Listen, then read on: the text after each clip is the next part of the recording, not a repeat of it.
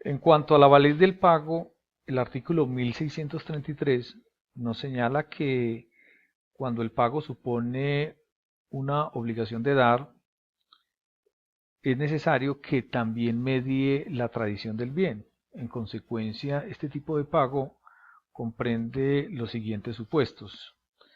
Para que el pago sea válido, el pagador, es decir, el deudor, debe ser el dueño efectivo de la cosa o cuando menos realizar el pago con el consentimiento del dueño. Porque de lo contrario, pues no transfiere dominio. Y recuerden ustedes que nadie puede dar más de lo que tiene sobre la cosa. Y al no transferir dominio está incumpliendo la obligación con las consecuencias que se señalan aquí. En un primer momento, pues el acreedor puede exigirle al deudor que le pague lo debido, por supuesto restituyendo lo que había recibido. Por su parte, el deudor también puede solicitarle al acreedor que le devuelva la cosa que le entregó, obligándose pues a transferir la que sí le pertenece.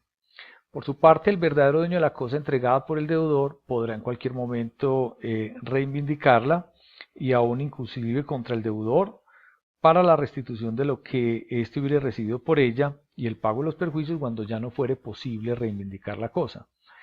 El acreedor que recibe en pago una cosa ajena, pues por supuesto solo adquiere la posesión y podría, en gracia de discusión, llegar a prescribir. Ahora, este tema de el pago hecho por quien no es el dueño, es decir, por quien es inhábil mm, para pagar, eh, nos permite señalar tres hipótesis en las que, a pesar de que quien paga no es el dueño, ese pago puede tornarse válido. Básicamente estamos hablando cuando el dueño ratifica eh, la tradición que se hizo inicialmente. Esa ratificación puede ser expresa o tácita, y ya hemos visto que esa ratificación tiene efectos retroactivos. Cuando quien paga también adquiere con posterioridad el dominio de la cosa, piensen ustedes en los herederos, que el heredero que había vendido un bien de la herencia sin el consentimiento de los otros herederos o sin el decreto de posesión efectiva, y después en la sucesión se le adjudica el bien que había inicialmente traditado, pues también esa tradición inicial se torna válida y se lo hace de manera retrospectiva según señala el artículo 752 en el inciso segundo.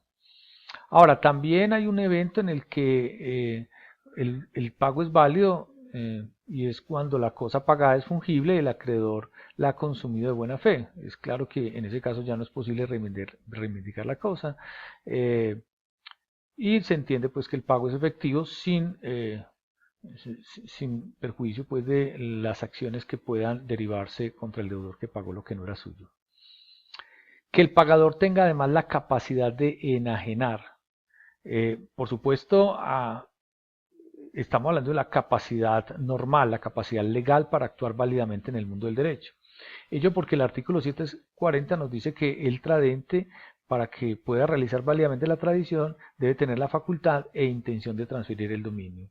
Ya sabemos que si quien tradita no es una persona plenamente capaz, en todo caso esa nulidad podría sanearse por prescripción o por ratificación, ya sea que se trate de una nulidad absoluta o una nulidad relativa. También se requiere, para que el pago sea válido, cumplir con las solemnidades legales. Si es un inmueble, pues es claro que deberá, además del registro de la escritura, otorgarse la respectiva escritura pública de compraventa.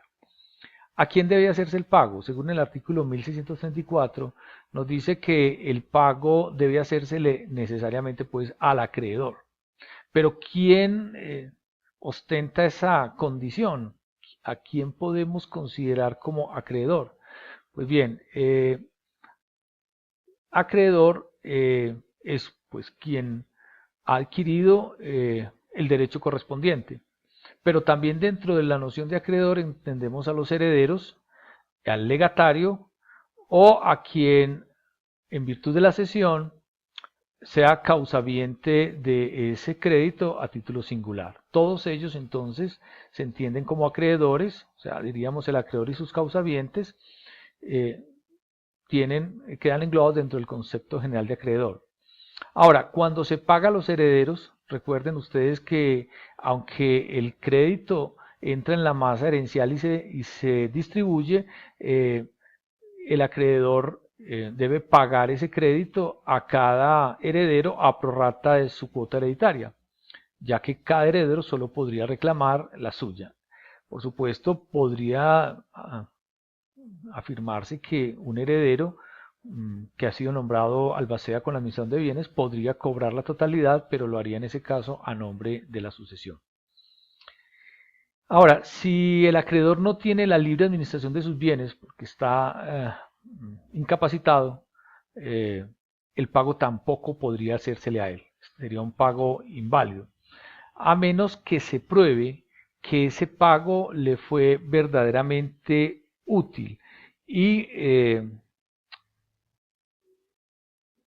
señalamos entonces que el pago hecho al acreedor incapaz es nulo, salvo que se probare que la cosa pagada se ha empleado efectivamente pues en provecho del acreedor y obviamente se pruebe, se justifique pues con arreglo al artículo 1747. Si alguien demanda la nulidad del pago hecho al incapaz, deberá entonces el deudor acreditar que las cosas pagadas o adquiridas le fueron efectivamente necesarias al incapaz y que aún subsisten y el incapaz quiera retenerlas. Es decir, en última instancia, pues debe probar que el pago le fue económicamente útil al incapaz. Si el crédito está embargado, es claro que el pago es nulo. Bueno, ¿cómo se embarga un crédito? Recuerden que el embargo es una medida precautelativa que adelanta al acreedor para evitar que el deudor distraiga bienes de su patrimonio y precisamente el acreedor pueda hacer efectivo el crédito en ese bien.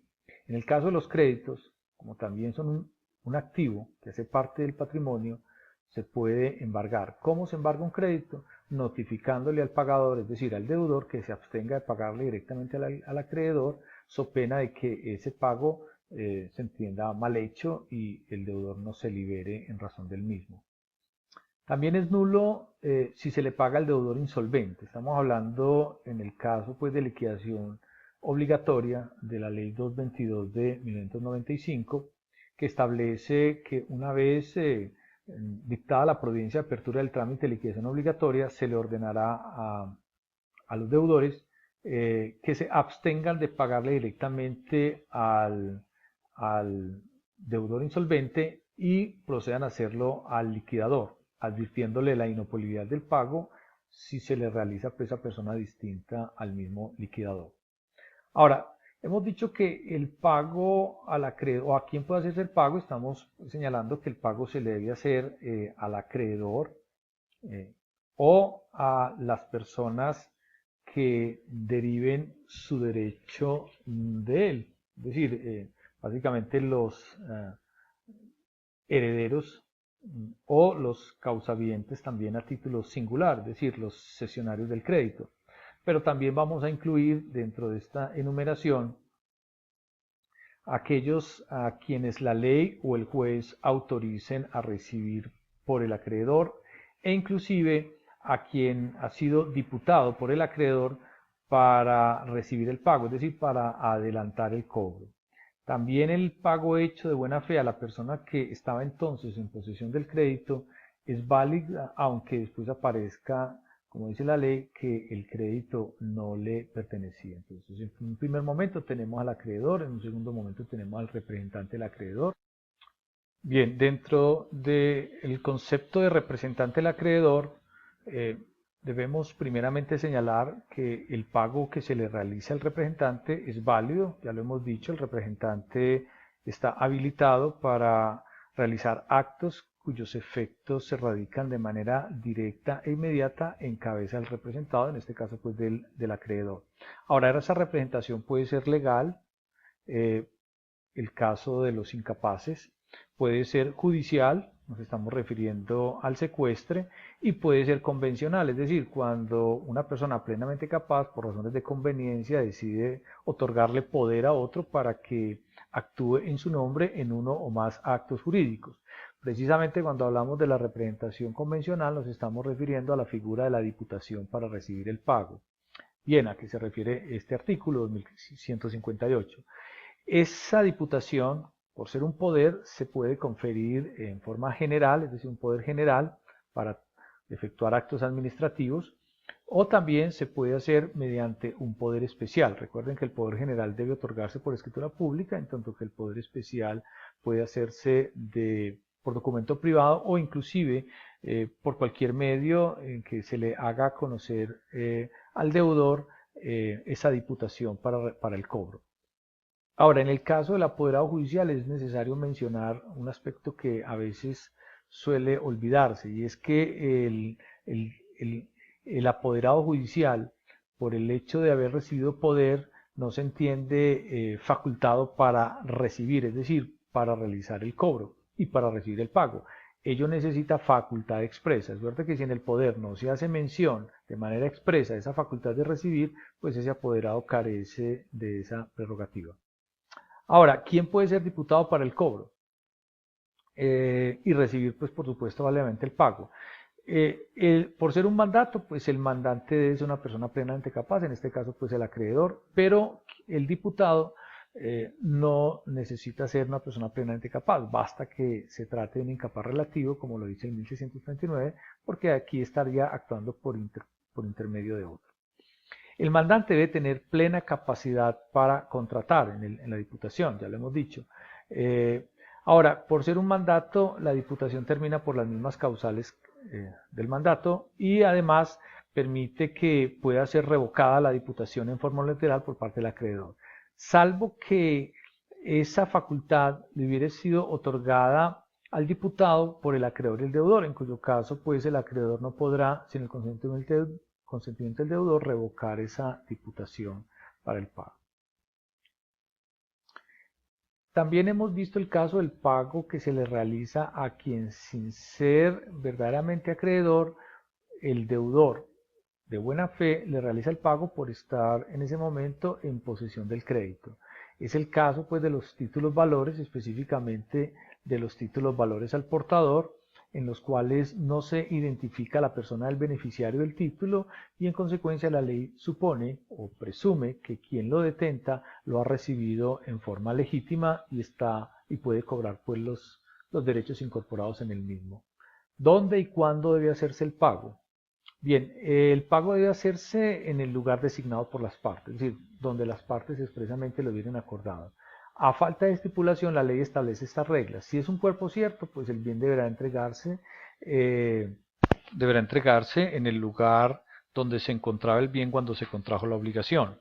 Si la obligación es de género, el artículo 1646, inciso segundo del Código Civil, señala que se pagará o deberá cumplirse la obligación, según el caso, en el domicilio del deudor. Ello sin perjuicio de que con posterioridad el mismo deudor mude su domicilio, en cuyo caso pues eso no afectará para nada el lugar donde debe pagarse las obligaciones de género, salvo por supuesto que las partes hubieran pactado algo diferente. En el caso de las obligaciones mercantiles aplica el artículo 876, el cual señala que, salvo estipulación en contrario, la obligación que tenga por objeto el pago de una suma de dinero deberá cumplirse en el domicilio que tenga el acreedor al tiempo del vencimiento. Y si después el acreedor modifica o muda su domicilio, resultando por ello más gravosa la obligación para el deudor, éste podrá pagar entonces en su propio domicilio, previo aviso al acreedor. Eso pues es lo que señala el artículo 876. También el lugar de pago tiene importancia como factor de competencia, es decir, para fijar la competencia de los jueces en los diversos procesos.